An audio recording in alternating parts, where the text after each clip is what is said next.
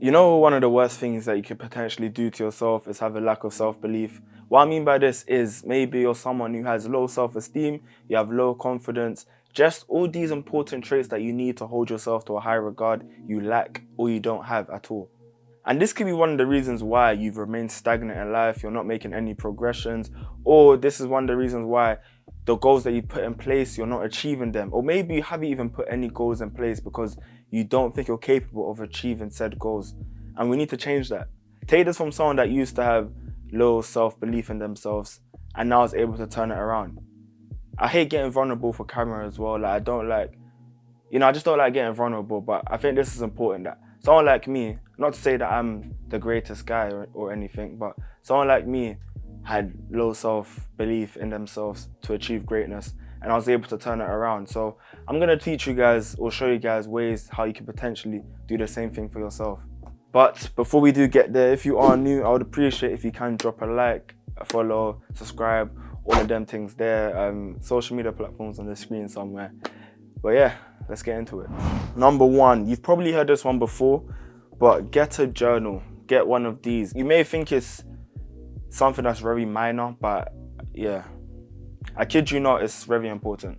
Journaling is one of the few things that's actually helped flip my mindset, and it helps you stay more accountable and more aware of yourself in general.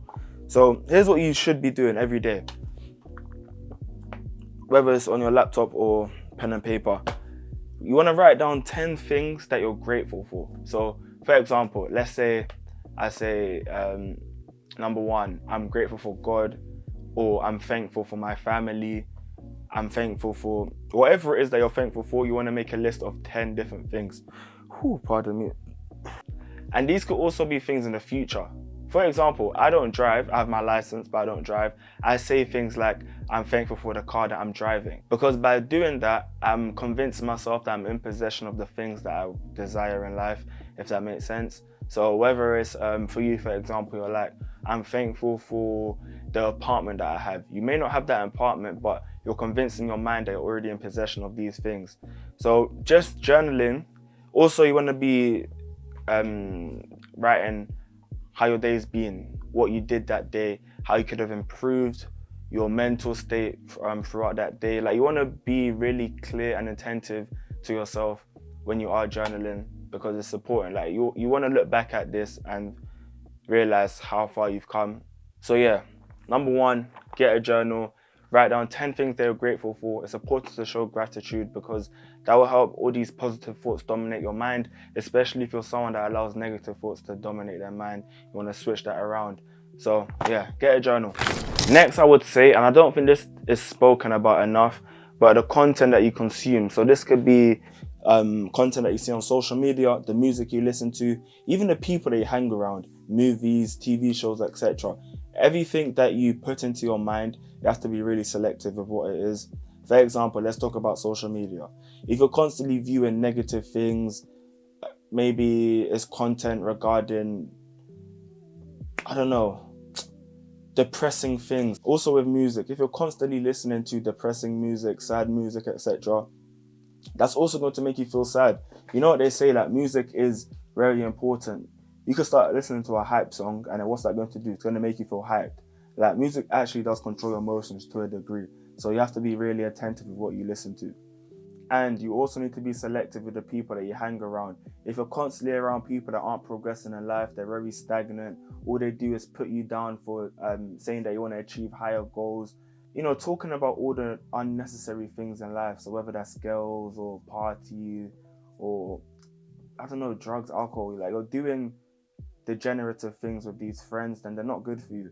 You have to potentially let them go. I'm not saying you have to cut them off, but if you feel like you're not progressing with them, then what's the point of having them around? Like the friends that I hang around with, I'm able to departmentalize. So I know what friends to go to when I have something serious, whether that's life goals or things that I want to achieve. Then I have friends who I speak to when it's just, the unserious stuff. And I spend more time with the friends that are more, what's the word I'm looking for? More aligned with my vision, basically. That's the same thing that you should be doing. So watch out for the friends that you hang around with. You know what they say, you're the sum of the 5 friends that you hang around with the most. I believe that's the saying. Yeah, or birds of the same feather flock together. You know what I'm trying to say, right? So yeah, be selective with the music you consume, the content that you consume, and the people that you hang around with. You really have to be selective with that. The next thing I will say is, well, you have to start accomplishing stuff in life. The only way you're going to get confident in yourself is when you start achieving things. If you're constantly just, writing down a list of stuff that you want to achieve, but you're never working towards them, then how are you going to build confidence in yourself? It makes no sense. Like, confidence isn't just given to you, it's earned. Like, if you're going through life with no accomplishments, then of course you're going to feel sad. Of course your self-belief is going to be low because you don't know what you're capable of actually achieving because you haven't achieved anything. It makes no sense. How do you expect to have high self-esteem, have high self-confidence, but you haven't built anything, you haven't accomplished anything? That's why it's important to, even if it's the little things, maybe it's something like, I'm gonna go to the gym for 3 months consistently. I'm going to make my first 100 subscribers on YouTube, or make my first 100 followers on TikTok. All these small little goals, they're still important. No matter how small they are, they're still important, because once you achieve them, these become what? Accomplishments. And then that then turns into building blocks that help build your self-confidence.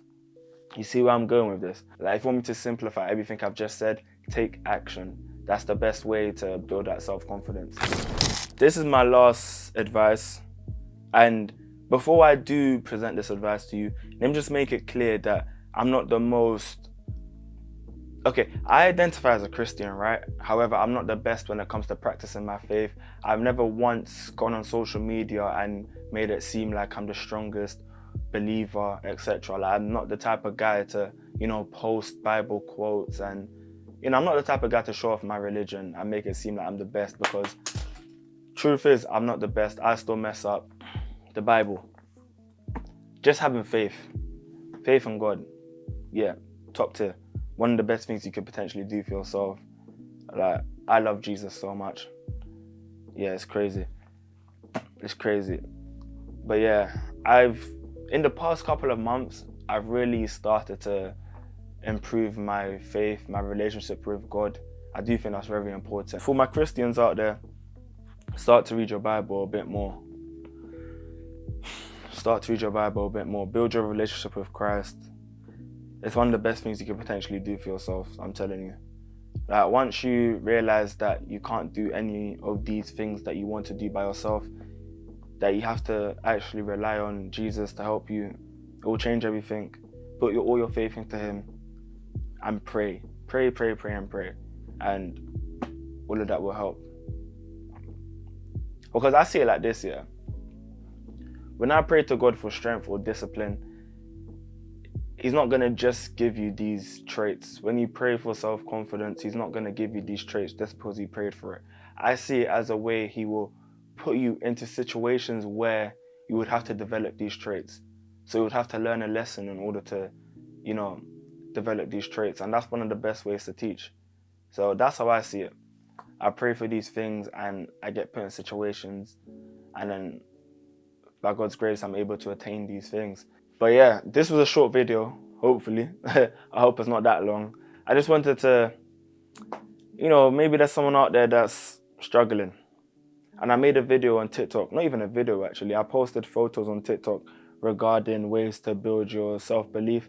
But I thought that would be important that I come onto YouTube and expand on that. So yeah, this is for you guys that are out there and you may be struggling with, low self-esteem, low self-confidence, low self-belief, etc. and you want to build up these traits. So I really do hope this video was able to help people out there. You know what I always say, if my video is able to help at least one person, I will be grateful. Let me know as well. Let me know down below or privately in the DMs, etc. Just shoot me a message and I'll be happy to respond to you guys. But yeah, if you are new here, don't forget to hit that subscribe button somewhere on the screen.